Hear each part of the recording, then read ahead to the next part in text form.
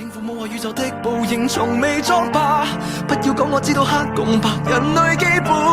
定律原來是個謊話。全個世界都有地板，別不小心望少一眼，若水一灘分辨到中間遺害的總會有盼達中，落地像碎彈中雖會慢，時辰未到的總有一關，叫好人們明白到好人們無力爭天理亦沒法推翻，